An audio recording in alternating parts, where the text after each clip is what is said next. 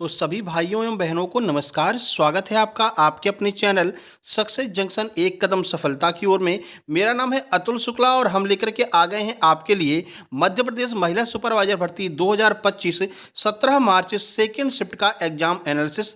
तो वीडियो को लाइक करके चैनल को सब्सक्राइब कर लीजिए, जिससे कि आगे जितने भी वीडियो आने वाले हैं वो टाइम टू टाइम आपके पास में आ सकें। नोटिफिकेशन बेल भी आपको दबा लेना है। आज के एकदम रियल प्रश्न हम आपको कराने वाले हैं, तो चलिए वीडियो को शुरू करते हैं। आज के जो प्रश्न हैं वो काफ़ी सारे प्रश्न हमारे पास में फोटो खींच करके भेज दिया गया है। देखिए 17 मार्च सेकंड शिफ्ट का प्रश्न भेजा है प्रीति कुशवाहा, इनका नाम है। 140 नंबर आए हैं इनको, ठीक है। ये कह रहे हैं सर अच्छे से याद नहीं आ रहे हैं, फिर भी जो क्वेश्चन याद आए हैं उन्होंने लिख करके भेज दिए हैं। तो प्रीति कुशवाहा जी आपको बहुत बहुत धन्यवाद। इसके बाद में देख सकते हैं सर मेरा नाम इंदिरा राव है, गुना एमपी से हैं, इनके 157 नंबर आए हैं, आपको भी बहुत बहुत धन्यवाद। काफ़ी सारे क्वेश्चन इन्होंने भेजे थे। उसके बाद में यहाँ पर भी काफ़ी सारे क्वेश्चन आज सेकंड शिफ्ट के भेजे गए हैं।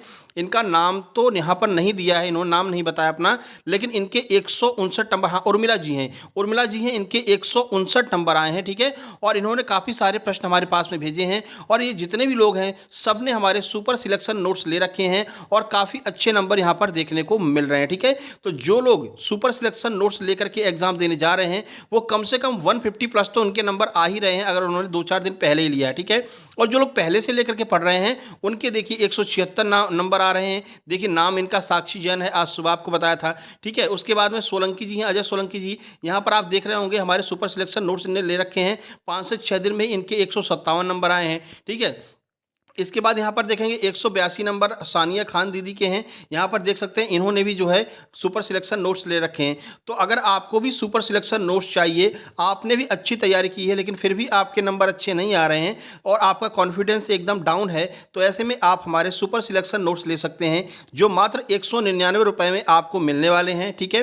काफ़ी सारे ऐसे स्टूडेंट हैं जिनके 170 178 नंबर तक आए हैं। आज सुबह वाली वीडियो में हमने आपको दिखाया था, ठीक है। इसके लिए आपको कुछ करना नहीं, बस ये आपको क्यूआर कोड दिखाई दे रहा है, इसी क्यूआर कोड पर आपको 199 रुपये का पेमेंट करना है और उस पेमेंट का स्क्रीनशॉट इस व्हाट्सएप नंबर 7052547003 इस नंबर पर आपको सेंड कर देना है। तुरंत की तुरंत आपको सुपर सिलेक्शन नोट्स सेंड कर दिए जाएंगे, या फिर एक बार व्हाट्सएप पर टाइम देख लेना, व्हाट्सएप डीपी पर टाइम लिखा रहता है, उस टाइम पर आपको नोट्स सेंड किए जाएंगे। सारे नोट्स पीडीएफ फॉर्म में भेजे जाएंगे। अब काफ़ी सारे लोग पूछते हैं कि सर क्या क्या मिलेगा इसमें, तो इसमें आपको बता दें चारों सब्जेक्ट की कंप्लीट थ्योरी मिलेगी, ठीक है। मैथ, रीजनिंग, कंप्यूटर के भी नोट्स इसी में रहेंगे। इसके अलावा हर एक सब्जेक्ट के 10-10 प्रैक्टिस सेट आपको मिलेंगे।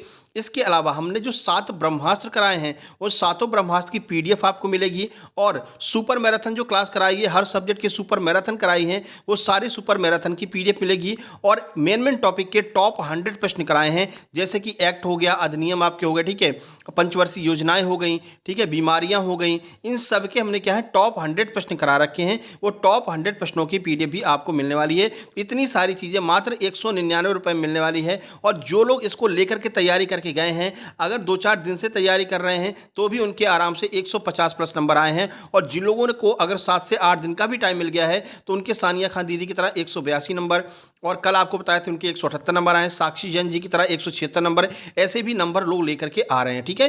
तो आपके पास में अगर कम टाइम भी रह गया है तो भी आप अभी नोट्स मंगा करके अभी भी तैयारी कर सकते हैं और अपने जो है अच्छे नंबर लेकर के आ सकते हैं। चलिए अब क्लास शुरू करते हैं।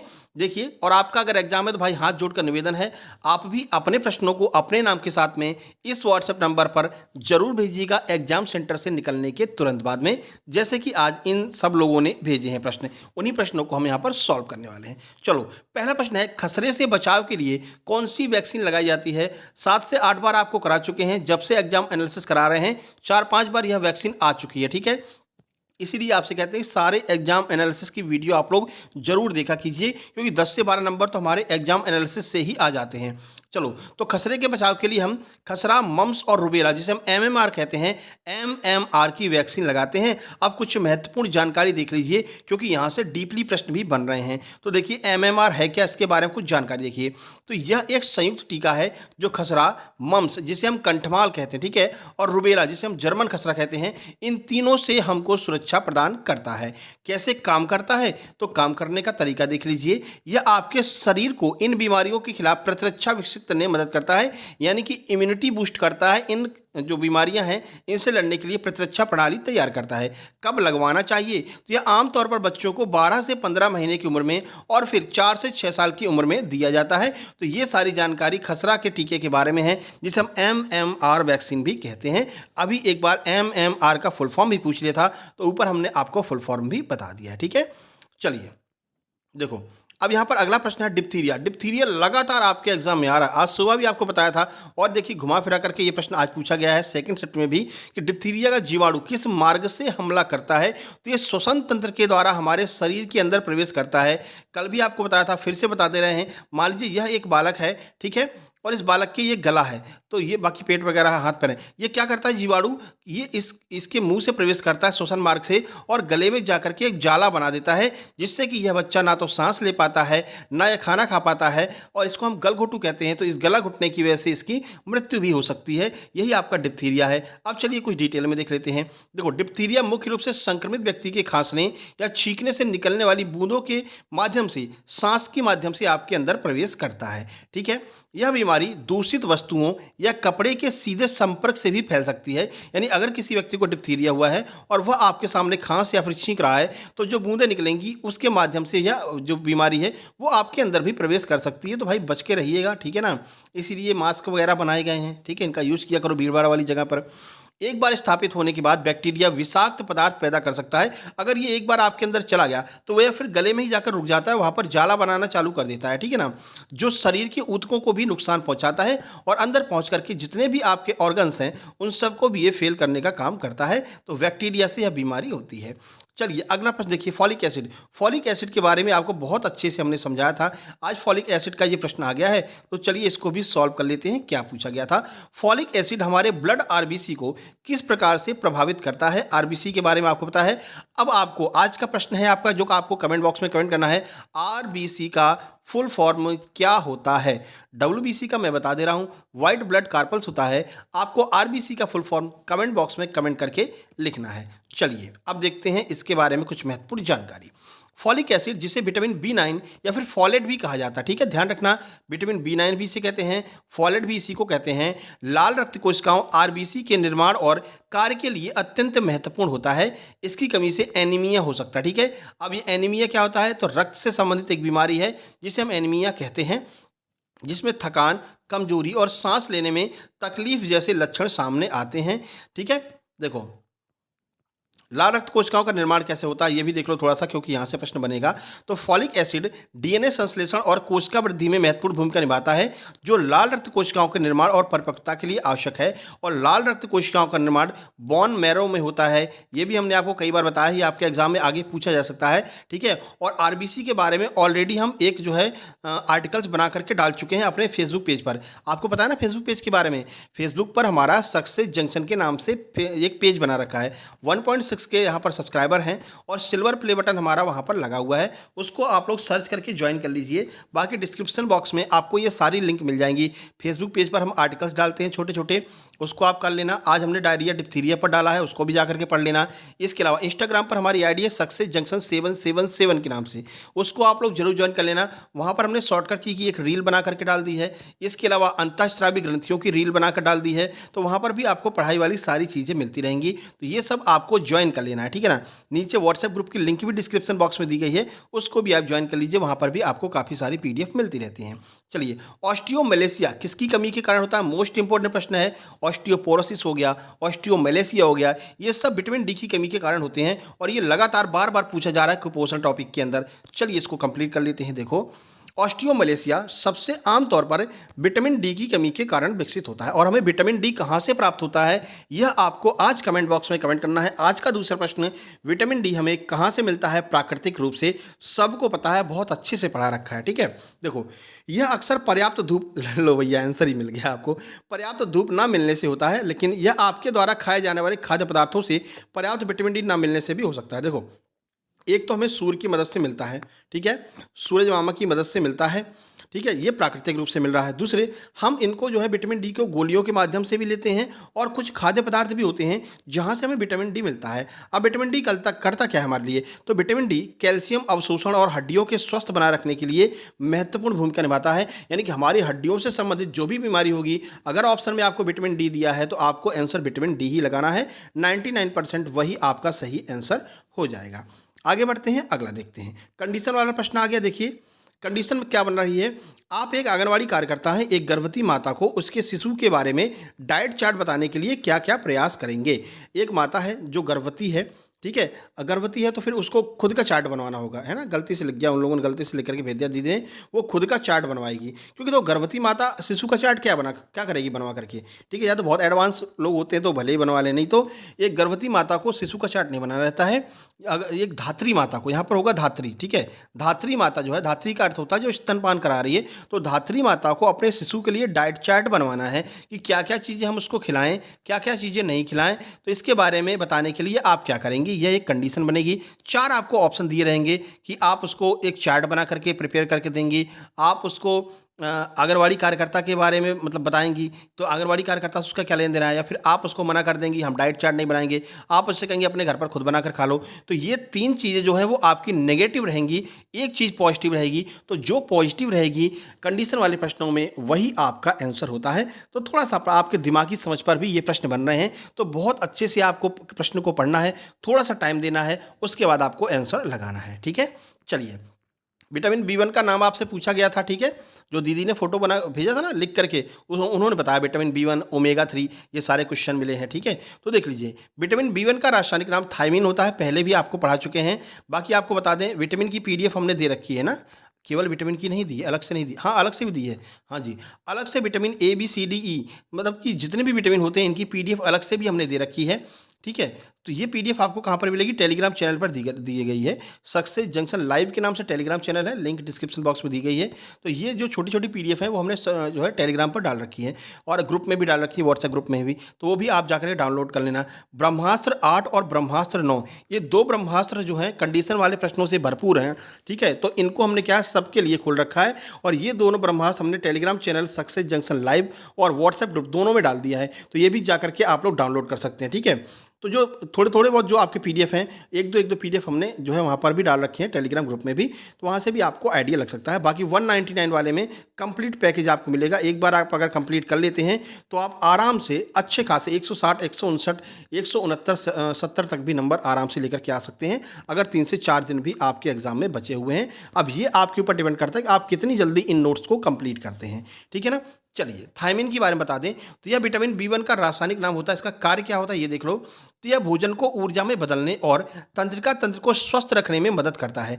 इसकी कमी से होने वाले रोग देख लीजिए, क्योंकि रोग भी पूछे जा रहे हैं। देखो, तो थायमिन की कमी से बेरी नामक बीमारी हो सकती है। ध्यान रखना, आपसे पूछेंगे कि बेरी बीमारी किसकी कमी से होती है। विटामिन बी आपको याद रहता है, लेकिन बोलेंगे ऑप्शन में विटामिन बी देंगे ही नहीं, ऑप्शन में थायमिन दे देंगे, आप परेशान हो रहे हो। इसीलिए आपसे कहते हैं कि सबके रासायनिक नाम भी आपको याद होने चाहिए, ठीक है। 199 वाली पीडीएफ में आपको हमने विटामिन, प्रोटीन, इन सब की भी पीडीएफ प्रोवाइड कराई है। थ्योरी वाले में आपको मिल जाएगा, वहाँ पर जाकर के देख लेना। पहले हमने डिटेल में सबके बारे में बताया है, उसके बाद में नीचे चार्ट बना करके भी बता दिया है। तो जब आपका एग्जाम 1-2 दिन रह जाए, आपको जल्दी रिवीजन करना है तो चार्ट का रिवीजन कर लीजिए, और डिटेल में पढ़ना हो तो ऊपर डिटेल में भी दिया गया है, ठीक है। तो एक अच्छे तरीके से हमने उन नोट्स को प्रिपेयर किया है, इसीलिए वहाँ से रिजल्ट भी निकल करके आ रहे हैं। चलो, सामान्य ज्ञान पर चलते हैं। देखिए, पित्ताशय रस शरीर के किस भाग में संचित होता है, यह प्रश्न पूछा गया है। तो आप सबको पता है पित्ताशय रस कहाँ पर संचित होगा, पित्त, जो आपका पित्ताशय नामक स्थान होता है वहाँ पर यह संचित होता है। हम इसको पित्त रस कहते हैं, ठीक है ना। चाहो तो पित्ताशय रस करो कह सकते हो, या फिर इसको पित्त रस कहते हैं। अब चलिए पढ़ लेते हैं इसके बारे में कुछ जानकारी। देखो, पित्ताशय रस, जिसे पित्त भी कहते हैं, यकृत में बनता है, ठीक है। कहाँ पर, यकृत में बनता है। फिर पित्ताशय नामक एक नाशपाती के आकार की थैली में संचित होता है। अगर आपसे पूछें कि बनता कहाँ पर है, तो यकृत में बनता है। संचित कहाँ पर होता है, तो नाशपाती के आकार की एक थैली होती है जिसे हम पित्ताशय कहते हैं, वहाँ पर जाकर के यह संचित हो जाता है, वहाँ पर यह इकट्ठा हो जाता है। चलिए, यकृत में क्या करता है, तो पित्त यकृत में बनता है, जो शरीर की सबसे बड़ी ग्रंथि है। ये भी आपको याद रखना है, इंपॉर्टेंट है, आगे पूछा जा सकता है, ठीक है। और पित्ताशय में यह संचित होता है। यकृत द्वारा स्रावित पित्त पित्ताशय में जमा हो जाता है। अब पित्ताशय कहाँ पर होता है, देखो, पित्ताशय यकृत के नीचे पेट के ऊपरी दाहिनी हिस्से में स्थित होता है। पाचन में क्या भूमिका होती है? तो पित्त जो है वसा के पाचन में महत्वपूर्ण भूमिका निभाता है। ध्यान रखना, पूछा जाएगा इनमें से कौन सा रस वसा का पाचन करता है? तो पित्त रस जो है वो वसा का पाचन करता है। मोस्ट इंपोर्टेंट है, आगे यह प्रश्न बन सकता है। आगे बढ़िए, अगला देखिए। अगला पूछा था अंडे के किस भाग में प्रोटीन सर्वाधिक मात्रा में पाया जाता है? आप जानते हैं अंडा में दो तरह का मतलब कि भाग होता है, एक तो व्हाइट कलर का होता है और अंदर जो है यॉक होता है जिसे हम येलो कलर का होता है। वही पूछ रहे हैं कहाँ पर ज़्यादा जो है प्रोटीन मिलता है, देख लेते हैं। अंडे के सफ़ेद भाग जिसे हम एग वाइट में प्रोटीन की मात्रा जर्दी की तुलना में अधिक होती है। जो व्हाइट वाला पार्ट होता है उसमें ज़्यादा प्रोटीन होता है, ठीक है। हालांकि जर्दी में भी प्रोटीन पाया जाता है, येलो वाले पार्ट में भी प्रोटीन पाया जाता है, लेकिन व्हाइट वाले में ज़्यादा पाया जाता है। देखो कितना कितना पाया जाता है। तो अंडे के सफ़ेद भाग में 3.6 ग्राम प्रोटीन होता है जो अंडे के कुल प्रोटीन का 60% होता है। और अंडे की जर्दी की अगर हम बात करें यानी कि येलो पार्ट की बात करें जिसे यॉक कहते हैं, तो अंडे की जर्दी में 2.7 ग्राम प्रोटीन होता है जो अंडे के कुल प्रोटीन का 40% होता है। डिटेल में आपको बता दिया है। आगे यहाँ से और प्रश्न भी बनने की संभावना है। चलिए कमेंट बॉक्स में कमेंट करके आप बताएंगे सबसे ज़्यादा प्रोटीन किस दाल में पाया जाता है। दो तीन क्वेश्चन पूछ लेते हैं, मान लीजिए कोई एक नहीं आ रहा तो दूसरा आ जाएगा, दूसरा नहीं तो तीसरा आ जाएगा। कमेंट बॉक्स में कमेंट तो जरूर करेंगे ना आप, ठीक है। तो कमेंट बॉक्स में कमेंट कीजिएगा किस प्रोटीन कौन सी दाल में सर्वाधिक प्रोटीन पाई जाती है। आगे देखिए, ओमेगा 3 आपको ऑलरेडी पहले भी करा चुके थे और आज भी यह प्रश्न पूछा गया है। देखो 11 मार्च वाले एग्जाम में कराया था हमने। ओमेगा 3 की सर्वाधिक मात्रा किस में पाई जाती है? तो चलिए देख लेते हैं। ओमेगा 3 फैटी एसिड भी इसको हम कहते हैं, सर्वाधिक मात्रा वसा युक्त मछलियां जैसे कि सैल्मन हो गया, हेरिंग मैकरेल हो गया, एंकोबी और सार्डिन में पाई जाती है।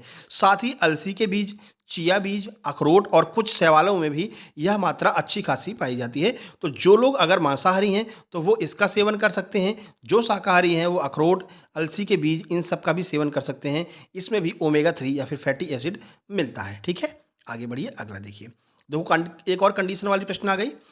आप एक आंगनवाड़ी कार्यकर्ता हैं, एक बच्चे के स्वास्थ्य के बारे में उसके माता पिता को कैसे समझाएंगे? ठीक है, तो ये भी आपका 4 ऑप्शन दिए रहेंगे, उसमें एक आपका पॉजिटिव रहेगा, 3 नेगेटिव रहेगा। उसमें बोला जाएगा कि आप बच्चे के माता पिता को बुलाएंगे, उसको उसका डाइट चार्ट बताएंगे कि ये चीज़ इसको खिलानी है, ठीक है, और इस तरह से वो स्वस्थ रहेगा, ये आपको टीके लगवाने हैं, ठीक है। ये सारा आपका ऑप्शन में दिया गया होगा। बाकी में ऑप्शन में दिया गया होगा कि आप बच्चे के माता पिता को बुलाएंगे ही नहीं, आप बच्चे को डरा धमका करके भगा देंगे, आप माता पिता को डरा धमका करके भगा देंगे। तो इस तरह के ऑप्शन दिए रहेंगे, उनको आप अपने दिमाग की समझ के आधार पर सॉल्व कर सकते हैं, ठीक है। तो इस तरह के कंडीशन वाले प्रश्न भी आ रहे हैं, तो इनके लिए आपको मेंटली प्रिपेयर होकर के जाना है। डेली हम आपको बताते रहेंगे कि किस तरह के प्रश्न आ रहे हैं। आगे बढ़िए, कंप्यूटर से 5 से 6 प्रश्न आज आए हैं, ठीक है, देख लेते हैं। देखो आज सुबह भी आया था हैकर से प्रश्न, इसमें भी हैकर से प्रश्न आया है। एमएस वर्ड से प्रश्न आ रहा है, शॉर्टकट की से आ रहा है, और एमएस ऑफिस, एमएस एक्सेल से प्रश्न आ रहे हैं। इन सब की पीडीएफ हमने 3 पीडीएफ आपको दे रखी है, 199 वालों को 3 पीडीएफ दे रखी है कंप्यूटर की, उसी में से सारे प्रश्न आ जाएंगे। बिल्कुल भी आपको परेशानी होना है, अगर वो पीडीएफ कंप्लीट कर लेते हैं तो आप आराम से 5 में से 5 नंबर लेकर के आ सकते हैं कंप्यूटर में, ठीक है ना। आगे बढ़ते हैं। मैथ की बात करें तो मैथ की भी आपको हमने ट्रिक की पीडीएफ दे रखी है। एक तो ट्रिक वाली पीडीएफ अलग से दे रखी है, हर एक टॉपिक की ट्रिक आपको मिल जाएगी। इसके अलावा 2 पीडीएफ और दे रखी हैं, एक प्रैक्टिस वाली पीडीएफ दे रखी है। तो आप आराम से मैथ भी कंप्लीट कर सकते हैं। लेकिन मैथ के बहुत लड्डू प्रश्न आ रहे हैं एकदम, जिनको आप आसानी से सॉल्व कर सकते हैं। लड्डू जाइए खाइए और खा करके चले आइए, इस तरह के प्रश्न आ रहे हैं। तो बिल्कुल परेशान नहीं होना है, सिंप्लीफिकेशन से आ रहा है, ठीक है, कॉस्ट प्राइस सेलिंग प्राइस से आ रहा है, लाभ हानि से आ रहा है, अनुपात से आ रहा है। तो बहुत सिंपल प्रश्न आ रहे हैं, बिल्कुल भी आप चिंता मत कीजिए। एसआई सीआई के कैसे प्रश्न आ रहे हैं, आज सुबह वाली वीडियो में हमने एसआई का प्रश्न कराया है, जो दीदी ने भेजा था सेम टू सेम, ठीक है। तो सुबह वाली वीडियो भी देख लेना। चलिए रीजनिंग की बात करते हैं। तो दर्पण से एक प्रश्न है, एक आपका ब्लड रिलेशन से आ रहा है। वर्णमाला अरेंजमेंट यानी कि 4 शब्द आपको दिए रहेंगे, 4 शब्द की मीनिंग दी रहेगी, फिर इसको कहेंगे कि अंग्रेजी वर्णमाला के अनुसार इनको अरेंज कीजिए कि कौन सा पहले नंबर पे आएगा, कौन सा दूसरे नंबर पे आएगा। इस तरह के रीजनिंग के प्रश्न आ रहे हैं। चलो बालक शिक्षा देखभाल, आपको जब हमने ये टॉपिक कराया था, इसकी जो सुपर मैराथन कराई थी, तभी आपको बताया था कि माता को शराब नहीं पीना चाहिए, क्योंकि उससे बच्चे के मानसिक विकास पर असर पड़ता है, हृदय पर भी असर पड़ता है। आज यह प्रश्न आपका पूछ लिया है, देखिए। तो माता के शराब पीने से गर्भवती शिशु पर क्या असर पड़ता है, शराब और धूम्रपान दोनों के बारे में आपको डिटेल में समझाया था, और हमने कहा भी था कि यह प्रश्न आएगा तो आएगा। देखो, तो गर्भावस्था के दौरान माता द्वारा शराब पीने से भ्रूण को गंभीर नुकसान हो सकता है, जिसमें शारीरिक, मानसिक और व्यवहार संबंधी समस्याएं शामिल हैं, जिन्हें भ्रूण एल्कोहल स्पेक्ट्रम विकार यानी FASD कहते हैं। अब आपके ऑप्शन में देखते हैं कि क्या दिया गया था, शायद में भी FASD पूछा गया हो, तो इसको हम भ्रूण एल्कोहल स्पेक्ट्रम विकार कहते हैं। इसका फुल फॉर्म याद रखिएगा, आगे यहाँ से प्रश्न बन सकता है। आगे देखो कंडीशन वाले प्रश्न आ गया, देखो एक और इसमें बाल विकास में आया है, 2 आंगनवाड़ी कार्यकर्ता में आपसी अनबन हो गई है, आप महिला पर्यवेक्षक हैं, उनकी अनबन को कैसे सुलझाएंगी? तो ये भी आपका वही आपके दिमाग के आधार पर प्रश्न पूछा गया होगा। अब ऐसे प्रश्नों के ऑप्शन तो याद रहते नहीं, क्योंकि बड़े बड़े ऑप्शन रहते हैं, ठीक है। प्रश्न याद रहता तो प्रश्न दीदी ने भेज दिया है। अब आप भी ऐसे ही प्रश्न भेज दिया कीजिए, क्या दिक्कत आ रही है? 7052547003, बस इतना सा नंबर है। एग्जाम सेंटर से जैसे ही बाहर निकलिए ये नंबर सेव रखिए, एक एक प्रश्न आपको याद आता जा रहा है, एक एक प्रश्न भेज दो, 2 प्रश्न याद आ रहे हैं 2 प्रश्न भेज दो, लेकिन प्रश्न भेज जरूर दिया कीजिए। जैसे आज आप इंतजार कर रहे हैं, कल और कोई एग्जाम एनालिसिस का इंतजार कर रहा होगा, है ना, तो अपने प्रश्न जरूर भेजा कीजिए। बाकी प्री एजुकेशन से पूछा जा रहा है, प्री स्कूल एजुकेशन, इसका अर्थ है आपका आंगनवाड़ी, यानी आंगनवाड़ी से प्रश्न आ रहा है। आंगनवाड़ी के बारे में आपको अच्छे से समझा ही चुके हैं, अब उसके बारे में क्या ही बताना है।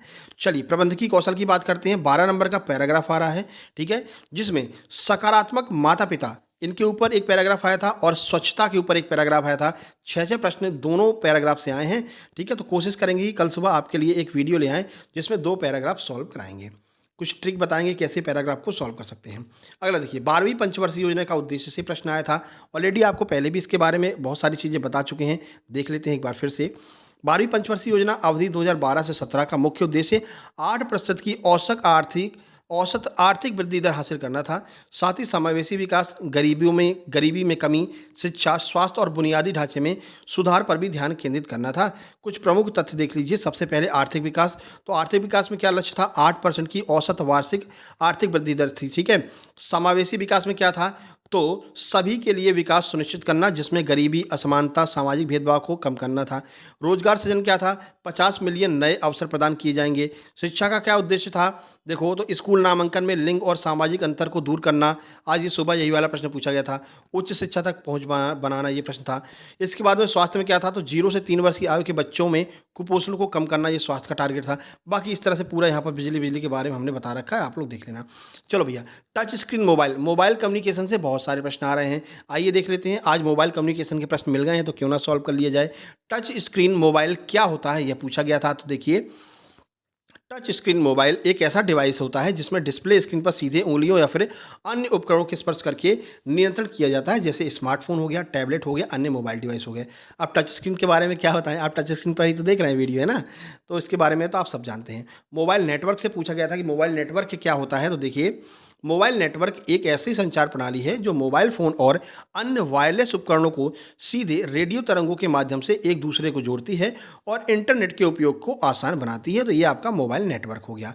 एक प्रश्न आया था, फैक्ट्री रीसेट क्या होता है? आप सबने कभी ना कभी अपना मोबाइल फैक्ट्री रीसेट किया होगा। इसमें क्या होता है, मोबाइल एकदम वैसा हो जाता है जैसे नया आया था। पूरा डेटा जो होता है वो एकदम क्लीन हो जाता है, मोबाइल एकदम फ्री हो जाता है, अच्छे से चलने लगता है। देखिए, तो फैक्ट्री रीसेट एक ऐसी प्रक्रिया है जिसमें आपके डिवाइस जैसे फ़ोन या कंप्यूटर को उसकी मूल स्थितियों में वापस लाया जाता है। जैसे कि जब आपने उसे पहली बार खरीदा था, जितनी मेमोरी थी उतनी मेमोरी आपको वापस से मिल जाएगी। हालांकि जो गूगल अकाउंट होता है, जो व्हाट्सएप अकाउंट होता है, ये सब उसमें नहीं डिलीट होता है, लेकिन आपके जो फोटोज़ वगैरह होते हैं ये सब उसमें डिलीट हो जाते हैं। तो फैक्ट्री रीसेट करना तो बड़े सोच समझ के करना, ठीक है।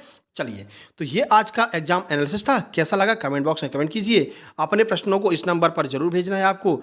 अब हाथ कैसे जोड़कर बनाएं, ठीक है ना, मान लीजिए हमारे हाथ है, हाथ जोड़कर आपसे निवेदन कर रहे हैं। इसके अलावा आपको पीडीएफ मंगवाना है तो भी आप इसी नंबर पर जो है मैसेज करके पीडीएफ प्राप्त कर सकते हैं। मैसेज करने में टाइम व्यतीत मत करना, सीधे पेमेंट करना, स्क्रीनशॉट भेजना। टाइम आपको डीपी पर दिया रहेगा, उस टाइम पर आपको पीडीएफ पहुंचा दी जाएंगी। एक एक व्यक्ति को हम पीडीएफ पहुंचाते हैं, बिल्कुल भी आपको परेशान होने की आवश्यकता नहीं है, ठीक है। बाकी हमारा फेसबुक पेज है सक्सेस जंक्शन, ज्वाइन कर लेना। इंस्टाग्राम सक्सेस जंक्शन 777 के नाम से है, उस पर हम आपके काम की रील्स डालते रहते हैं, तो वो भी आप जाकर के देख सकते हैं, ज्वाइन कर लेना। वीडियो को लाइक, शेयर और सब्सक्राइब कर दीजिए। मिलते हैं एक नए वीडियो में कल सुबह, तब तक के लिए नमस्कार, धन्यवाद। प्रश्न जरूर भेजना, अगर किसी का भी एग्जाम कल सुबह हो तो जरूर प्रश्न भेजना एग्जाम सेंटर से निकलते ही। धन्यवाद।